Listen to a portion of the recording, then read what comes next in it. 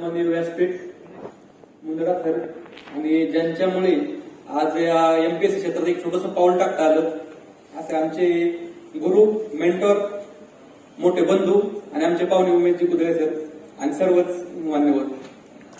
आता प्रथम एक गोष्ट क्लिअर करतो की मी आपला सरांनी सांगितलं की मी पहिला माणूस आहे, माझा आणि भाषणाचा एवढा काय संबंध येत नाही कधी. त्याच्यामुळे जे काय असेल ते मनातून खरं असेल थोडंसं समजून घ्या.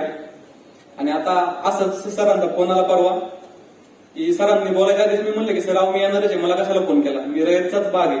सर म्हणले ऐकून घे तुला बोलायचे.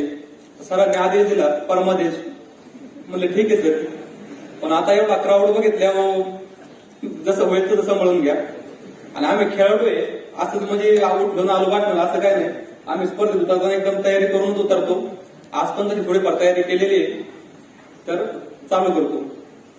मी सदाशिव मुरलीधर साळुंके, राहणार कोलवडी तालुका हवेली जिल्हा पुणे. तर पुण्यातलाच आहे, एक सर्वसामान्य शेतकरी कुटुंबातील. आणि माझा प्रवास सांगायचा म्हणलं तर स्टार्टचं शिक्षण कोलवडी गावामध्येच झालं. घरी आई आणि वडील 7वी पास आहेत. ताई मात्र खूप हुशार आहे, लेबी फार्मची टॉपर पहिल्यापासून स्टार्ट पर्यंत टॉपर होती. त्याच्यामुळे शिक्षणाची आवड लागली. स्टार्ट पासून पहिलाच नंबर यायचा. 5वी पर्यंत गावात शिक्षण केलं आणि नंतर वडिलांची इच्छा होती पण त्यांच्या आर्थिक परिस्थिती अभाव त्यांना ते पुढे कुस्तीचं क्षेत्र कंटिन्यू करता नाही आलं. मग त्यांनी तीच इच्छा माझ्यात जगावी म्हणून मला तालमीत टाकलं. प्रथमतः मला अजिबात इच्छा नव्हती, कारण शाळेत चांगलं होतो. तालमीत गेलो, अपेक्षा प्रमाणे 4:30 वाजता उठणं, 2-2 टाइम 3-3 तास प्रॅक्टिस करायची. मग ते आपोआप स्कोर खाली यायला लागला. मग ते तवा कधी कधी बऱ्याच वेळा पळून पण आलो घरी, पण पळून आलो तर दुसऱ्या दिवशी परत आपली रवानगी तालमीतच आहे. मग तवा मात्र कळून चुकलं की आपलं आता तालमीतच करिअर करायचे. मग तालमीत करिअर करायचं मग तिथून मात्र 8वीला असताना मला पहिलं तालुका लेवलचं मेडल बसलं. मग शुल्लक गोष्ट आहे, पण ते पहिलं होतं 8वीला असताना. मग त्याच्यानंतर 10वीला मी अभ्यास चालू होता थोडंफार नशीब बी साथ द्यायचं. 10वीला सेमी इंग्लिशने 84% पडले, तिथं पण नंबर आला. मग त्यानंतर आले कसा शाळेतला खाली येत गेला. मग नंतर 10वीला मी माझी पहिली नॅशनल खेळलो आणि त्याच्यानंतर मात्र मग की स्पोर्टमध्ये करिअर करायचं हे मात्र फिक्स झालं. आणि नंतर मग ग्रॅज्युएशन केलं. तर स्पोर्टचं कसं आहे, आता मी 18 नॅशनल खेळलेलो आहे. रशियाच्या इथं इंटरनॅशनल तिथं मेडल आहे, ऑल इंडिया युनिव्हर्सिटीला मेडल आहे, खेलो इंडियाला मेडल आहे, ज्युनियर नॅशनल कोरा सिनियर नॅशनलला मेडल आहे.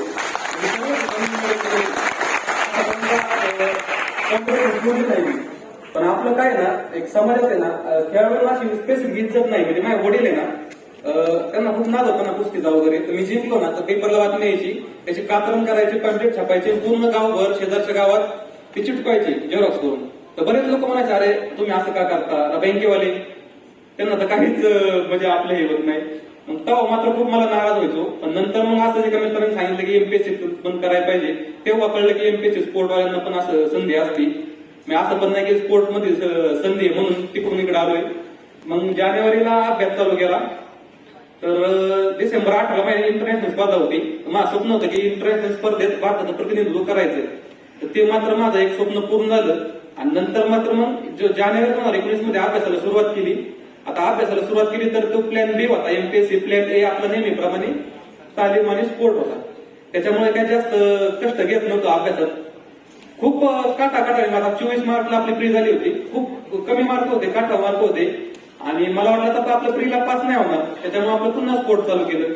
आणि फर्स्ट की आली, सेकंड की आली आणि नंतर फायनल रिझल्ट लागला.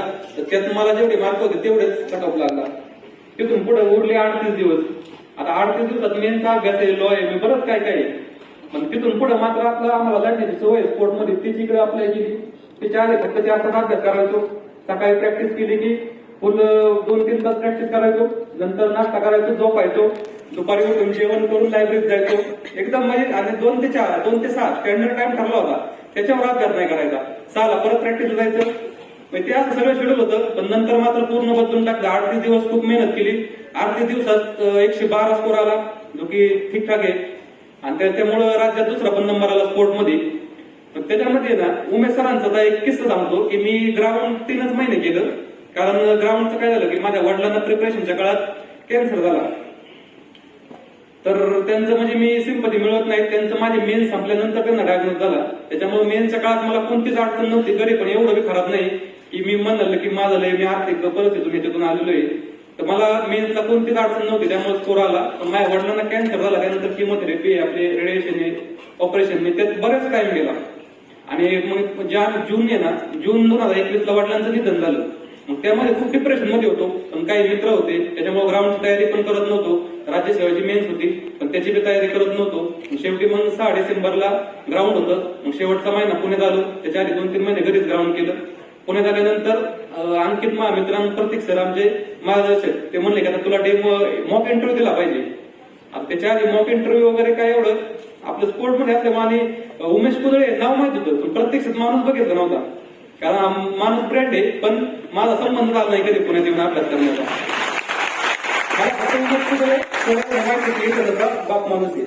मग नंतर मॉकला गेलो. मॉकला पण सरांना खूप तेव्हा हे होतं, पण सरांनी आमचा माझा अंकितचा इंटरव्ह्यू अरेंज केला. एंट्री केली, आज बघितलं तर मला वाटलं सुंदर पिक्चर बसलेत काय, फुल शर्ट टी शर्ट एकदम केसाचा मॉक द्यायला आलाय. आणि आता गुगलचे सुंदर पिक्चर कसं काय करतो. सरांकडे गेलो, मॉक दिला. स्पोर्ट विषयी काय आपलं सगळं बेसिकच होतं, बेस पक्का होता. स्पोर्ट विषयी एकदम दनादन उत्तर दिली. सरांनी नंतर जे काही लोक विकून आणले, काहीच सांगता यायला तयारीच नव्हती. पण नंतर सरांनी फीडबॅक दिला, एकच मॉक दिला आणि इंटरव्ह्यू पण चांगले मार्क आले. असे आमचे उमेश सर. आणि आता मग असं सांगितलं की एमपीएससी कडे का वळलो, तर आपल्या क्रीडा क्षेत्रात एवढे, आता आम्ही पण तिथं देशात पहिले दुसरे येतो, पण तिथं एवढे रिस्पेक्ट मिळत नाही. त्याच्यामुळे म्हणलं असं पहिलं काय व्हायचं, वडिलांचं सांगितलं की त्यांचा लोक एवढे कन्सिडर करत नव्हती. आता निकाल लागून महिना झालाय, बॅनर अजून होर्डिंग अजून गावात फायदेत आहे, काढलेच नाही कुणी. आणि पहिले लोक फक्त आपले पाम्पलेट चिटकवले ना, ते पण म्हणायचे कशाला चिटकवतो. आता महिना 8 तारखेला झाला, महिना होऊन गेला, अजून होर्डिंग बॅनर आहे तसे काढणार कोण. त्याच्यामुळे आता मी स्पोर्टवाला आहे, मी काय तुम्हाला अभ्यासाविषयी बोलणार नाही, ओव्हरडोस होईल. मी 2 गोष्टी सांगतो. एक हुसेन बोल्टचं आत्मचरित्र आहे, त्यात त्याने मेन्शन केलंय की the moment of no return. म्हणजे आता एक असा बिंदू येतो ना आपण प्रॅक्टिस किंवा तो आपला अभ्यास करताना, तेव्हा वाटतं आपल्याला की सोडून द्यावं सगळं, की आपल्याकडून आता नाही होतं, तेवढंच आपला एक लास्टचा तिथपर्यंत होऊ शकतं. मग आता आमचे ग्राउंडवाले विद्यार्थी आहेत, आपल्याला माहिती आहे की 800 मीटर पळायचं म्हणलं की 700 मीटर सगळे सोबत असतात. शेवटच्या 100ला जो जोरात पळतो त्याचाच टायमिंग बसतोय आउट ऑफ. तर जे 700 मीटर नंतरचा जो बिंदू असतो ना, तो मोमेंट ऑफ नो रिटर्न. एवढंच सांगाय की अभ्यासात तुम्हाला किती बी सॅच्युरेशन येऊ द्या वगैरे काय काय होऊ द्या, तुम्ही एका एक अभ्यासाची तुम्हाला यश नक्कीच मिळणार आहे. हार्डवर्क कधी ना कधी तुम्हाला त्याचा रिझल्ट भेटणारच आहे. आणि दुसरा एक माझ्या बाबतचा किस्सा आहे, तो तुम्हाला एमपीएससीला पण लागू होईल. मी 2016 ते 17 टाइमला ज्युनियर खेळायचो. माझी सिनियर नॅशनलला निवड झाली. सिनियर स्टेटला मी भारी सिनियर मेंबरला हरवून गेलो. माझा पण कॉन्फिडन्स खूप हाय होता माझ्या मित्रांचा. मग सगळे म्हणले तुला चांगला खेळतोय, आता तो सिनियर नॅशनलला. मी खूप तयारीने गेलो आणि तिथं कळलं की 2016ची जी ऑलिम्पिक झाली, तर अवतार सिंग नावाचा ऑलिम्पिक खेळून आलेला प्लेअर, त्याच्याबरोबर माझी पहिलीच फाईट होती. आता सगळे मला म्हणायचे की तू चांगला खेळतोय, तू खेळला पाहिजे त्याच्याबरोबर. आता मलाच माहिती, मी खूप घाबरलो आणि मग मी तिथं हारलो. त्याच्यानंतर मला लय म्हणजे दुःख झालं की ना, हारण्याचं दुःख नाही पण लढलोच नाही मी. म्हणजे मी आधी त्या माणसाला इतका घाबरलो होतो की तो ऑलिम्पिक खेळलाय आणि मी मात्र आपला नॅशनल प्लेअर आहे, मी कसं त्याच्याशी कॉम्पिट करू. त्याच्यामुळे हारलो. पण त्याच्यातून एक गोष्ट शिकलो की ना, कोणतीच गोष्ट जोपर्यंत तुम्ही सोडत नाही ना, तोपर्यंत संपत नाही. जोपर्यंत तुमच्या हातात आहे ना, तोपर्यंत कष्ट करत राहा.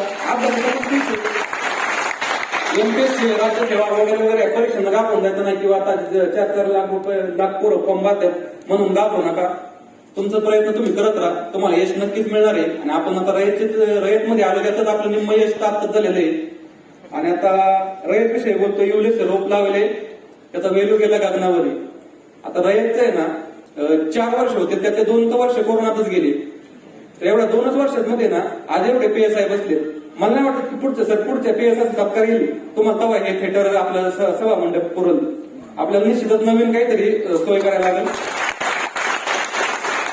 विषयी म्हणजे फक्त इंटरव्ह्यूला ओळख जाते, मॉक इंटरव्ह्यूला. त्याच्यानंतर सर आमची पाहुणे निघाले, सर इतके फॉलो घेतात, मी डेली शेड्यूल सेंड करतो, माझे निबंध तपसून देतात. म्हणजे बऱ्यापैकी सर एकदम म्हणजे सगळ्यांसाठी तितके फ्रेंडली आहेत. त्याच्यामुळे आणि खालील आता मी माझ्या यशात होतो, बागेदार बरेच जण आहेत, माझी आई आलेली, माझ्या आईला बोलून सत्कार केला, हे खूप म्हणजे चांगली गोष्ट आहे. आता PSI लोकांनाच माहिती आहे की सत्कार लॉकडाऊन मध्ये काय झालं, रिझल्टच लागला नाही. त्याच्यामुळे ना एवढे PSI लोकांची हवा झालेली आहे, सगळ्यांचे मोठे मोठे सत्कार चालू आहेत. पण आईला बोलून हा सत्कार माझा तरी पहिला किंवा दुसराच आहे. त्याच्यामुळे त्याबद्दल खूप खूप आभार. आणि माझ्या याच्यात खूपच भागीदार आहेत, त्या प्रत्येकाचं नाव न घेता त्यांच्या ऋणात राहण्याच पसंत करेल. आणि निश्चितच आता रयतचा हा एक सत्कार झाला, निश्चितच पुढचा सन्मान घेण्यासाठी पण मी परत येईल. राजकारणातला मी पुन्हा येत तसं म्हणत नाही, मी निश्चित येईल. आणि आता मला एवढं देत होतं, माझे मी 2 शब्द संपवतो. जय हिंद, जय महाराष्ट्र, जय शिवराय.